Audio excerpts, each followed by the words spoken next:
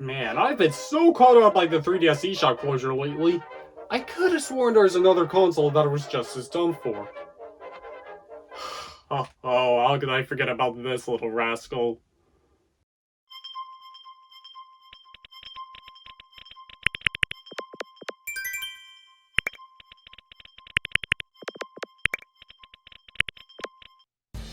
Now, I'd be lying if I said the Wii U didn't have any problems. It definitely did. But looking past these, it was a neat console, and its eShop was no different, with a great lineup of games to buy and a decent virtual console, albeit a far cry from the original Wii shop. Heck, just going on here feels like opening a time capsule. Like, remember Monster Hunter Generations? Unlike a lot of the Wii U's heavy hitters, a lot of these games really aren't available anywhere else, unfortunately. And I can kinda understand as to why, as these games are more like appetizers compared to those like Mario Kart 8 and Breath of the Wild. And because of the Wii U's commercial failure, there won't nearly be as many games we'll lose compared to the 3DS. And even then it'll sting for Wii U owners. As for now, I want to focus mainly on Wii U games and a couple of 3DS games here and there. And I think I found the perfect game to showcase the Wii U's many capabilities. NES Remix. There's definitely something to be said about the NES you don't see with newer consoles, with their simplistic look and charm, and just the games themselves. But revisiting like 73% of the NES library today is like watching the Sean Connery James Bond movies. Don't! The controls are stiffer than the lid of a pickle jar, the sports games are as delayed as Plane Flights, Clo Land, and a lot of these games in general are pretty clunky by today's standards. But that's where NES Remix comes in, by making fast-paced challenges with the outdated controls and gameplay in mind. Even going as far as to, well, remixing the games themselves. Now, where have I heard that before? NES Remix breathes new life into these outdated games, and also enhances some already timeless games. Plus, it's the only time I can call playing Urban Champion remotely enjoyable. Now, there is a sequel that focuses more on later games like Mario 3, Saga II, and Kirby's Adventure. It's more of the same, but still does the job, even crossing over games for some challenges. However, it even includes Super Luigi Brothers, which is the entirety of Mario 1, but the screen is blipped and you play as Lost Levels Luigi. And if you have both games, you'll unlock a cute tribute to the Nintendo World Championships. I'm honestly surprised these aren't on the Switch yet. But it does have a physical release everywhere except for us Europeans for some reason, and a greatest hits kinds of game on 3DS. I would love to see more of these types of games, and expand to more consoles like the SNES, Game Boy, and even the Mega Drive.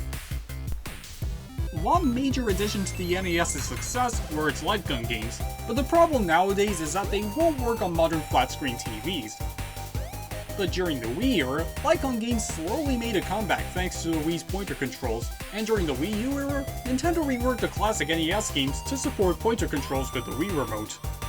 Duck Hunt is an instant icon with these types of games, where you have to shoot all the ducks on screen with only 3 shots at a time, or else you get the 8-bit middle finger. There's another game mode revolving around clay shooting, but the duck slaughter is where the game stands strongest. Whilst Hogan's Alley is your typical arcade shooter where you have to shoot cutouts of gangsters and being careful not to shoot innocent civilians. There is also a mode where you shoot cans to make them land on a ledge. That's it. And finally in the Gun trilogy, Bald Gunman, where this game is practically based around western standoffs commonly seen in movies, where you have to wait for your opponent to tell you to fire and make sure you shoot before they get a chance themselves. Whilst relatively basic, it can give a good challenge, especially when seeing how quickly they strike.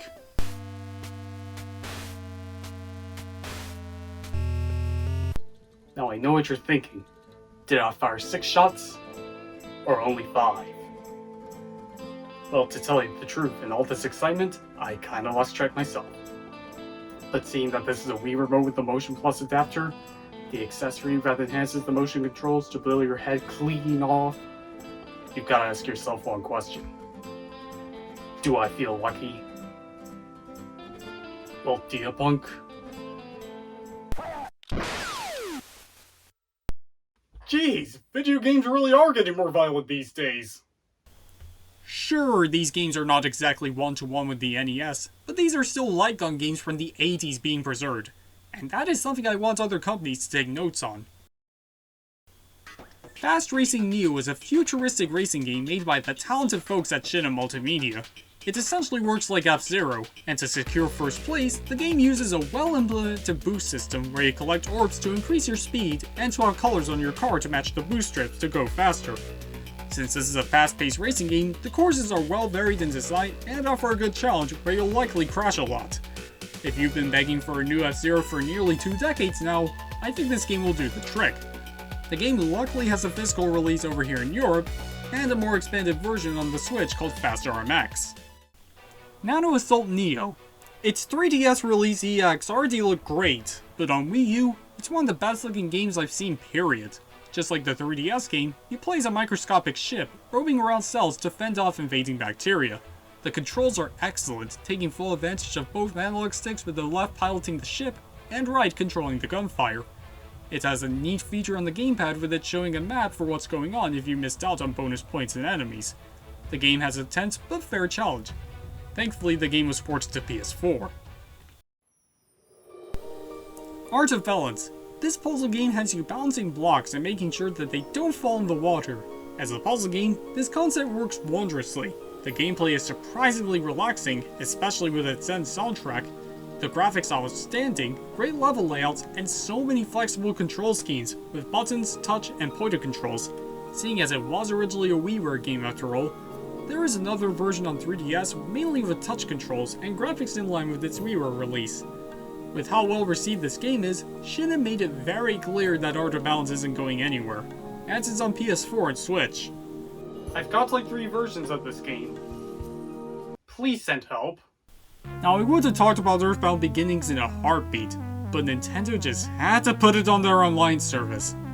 I mean, you can still get the game if you're really that worried about it. Anyhow, Super Mario Advance 4 Super Mario Bros. 3. The greatest video game title I heard since At a first glance, it may be a simple GBA ROM, but it has a lot more going than you think. Plus the game itself is similar to the All-Stars release, and that Mario won't shut up for some reason. Just what I needed. Let's go, Rocky. Here I go, Mario.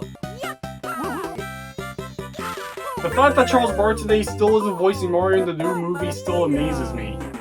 This particular release contains 38 brand new levels that were originally a part of a series of e-reader cards for an accessory for the GBA that nobody bought. These work similar to like how those Animal Crossing Amiibo cards do now, and with the Wii U release, every level is here for the get-go, even from cards that were never printed. These levels have a great amount of variety, even having gimmicks from other games like Mario World's Cape Power-Up and Mario 2's Vegetables. These alone make Mario 3 an already great game, the definitive port, and one of the reasons to have a Wii U. Plus it's got a remake of Mario Brothers. Another unique GBA game on here, Drill Dozer, made by the Pokemon guys.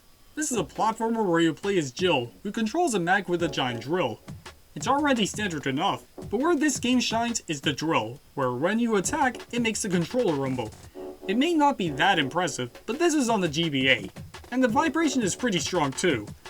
Unfortunately, this was never released here in Europe back in the day, and when it finally came over here, it also has multiple languages for French, German, Spanish, and Italian, meaning that anyone who speaks these languages can fully enjoy this game. I'm still waiting for WireWare Twisted, you guys! Pullblox World. For long-time viewers, this game may be familiar, as this is essentially a more expanded version of the original 3DS game. I already went in depth with the original previously, but the game is a puzzle platformer where you pull up blocks to climb up to the goal. This is already a fantastic puzzler in 3DS, and Intelligent Systems didn't fix what wasn't broken with this release. The art style and graphics look great, the puzzles can offer a decent head scratcher from time to time, and even having a level editor, which you could send to the World Fair via Miiverse. Unfortunately, Miiverse has gone the way of Laserdisc, but at least you could share them via QR codes. Anyhow, while it can feel too similar to the original for some to spend £9, it's essentially more of an already great game, and I can't argue with that. Mario vs. Donkey Kong, Minis March Again. Right off the bat, I have a bit of a soft spot for this series, as I remember playing Miniland Mayhem a lot as a kid, and loved its Lemmings-like gameplay guiding the minis to the goal, as well as the older platformer games later on in life. Minis March Again is essentially the first in the series to use the Lemmings gameplay rather than directly guiding the characters themselves. This is also a part of the DSiWare lineup back on DSi, and as it goes, offers a decent amount of content as a whole level creator, and overall is the quintessential game on DSiWare, and is a great game to have at any time. Mario and Donkey Kong minis on the move. Unlike the last couple of games, this has you guiding the minis to their destination by using tiles to show which direction they need to go. It's like Pipe Mania. There are also different takes on the gameplay, including limited selections of tiles with Peach, juggling multiple minis with Toad, and Donkey Kong having giant stages. The game is a great puzzler, can really get you thinking at times. It even has some really fun mini games as well. Because of these, this is one of the best exclusives on the eShop. Mario vs. Donkey Kong Tipping Stars. After being greeted to this beautifully animated cutscene, "This is practically mini La Mayhem again." Despite being a Fallout that plays it too safe, the gameplay is still great as always, and the graphics can look quite nice. It has a full-on level creator as well, and back then you could upload levels via Miiverse. Its biggest gimmick is that you receive stars for acing levels, which can either be used to unlock Parchbird's level editor, or give stars to levels online as feedback. Obviously you can't do the latter anymore, but one thing that's more interesting than the game itself was that it was released on both 3DS and Wii U. And if you buy one version of the game, you receive a download code for the other version. I honestly wish Nintendo did this with Virtual Console. Like, I get it. Super Mario Bros. 2 is good, but it's not £8 good. Alright, I think that's enough Mario vs. Donkey Kong for one eShop retrospective video. And now, let's take a look at a completely different game. Amiibo graded. I'm just kidding, it's Mario vs. Donkey Kong again! Okay, this is starting to get ridiculous. Oh wait, I'm sorry, I meant Mini Mario and Friends Amiibo Challenge. It's basically more of the same yet again. Yet now it's free to play, where you need to have an Amiibo to unlock levels. It also takes use of particular characters with special abilities, like Mario who can wall jump, DK running up slopes, Bowser slamming through bricks below him, you get the picture. If you have any random Amiibo instead, you got this block that only experience a small fraction of the game. And I hope you like him, and given how idiotically expensive Amiibo are, you'd have to be Jeff Bezos here to fully enjoy the game. And is it really worth spending thousands to unlock content for an otherwise subpar game? Yes. It's also on 3DS. Anyway, the final game for now is Amiibo Touch and Play Nintendo Classic Highlights. I remember getting this game randomly installed before even setting up an eShop account. Same for the last game. It basically allows people who have an Amiibo to randomly access timed demos of sections from 3D NES and SNES games. I always heard people talk badly about this, but for me, at least helped introduce me to some of the greatest games of all time. You see, I was a Skylanders kid, and when Superchargers came out with special Donkey Kong and Bowser figures, I was blown away to see they were also Amiibo, and because of them, was introduced to so many classics like Super Metroid, Zelda 1, and Mario World. But the best way of getting value is by using the Animal Crossing Amiibo cards. You get 3 in a pack and cost $3.49. That's at least my 2 cents on this. Question this application's existence as much as you want, but this is my proper introduction to the NES and SNES. Plus the menu music's pretty chill. So I think that's all the games I'll cover for now. Once again, the Wii U will not suffer nearly as much as the 3DS, but this will still sting regardless.